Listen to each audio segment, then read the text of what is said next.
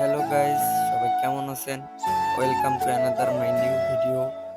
আমরা এখন চলে যাচ্ছি আম চুরি করতে। তো চলেন, আর দেরি না করে চলে যাওয়া যাক।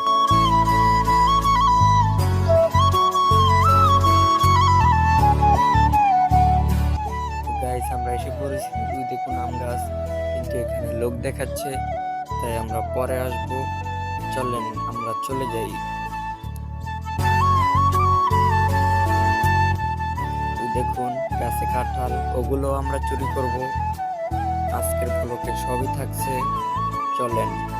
তার আগে দেখুন গ্রামের ভিউ, জাস্ট ওয়াও।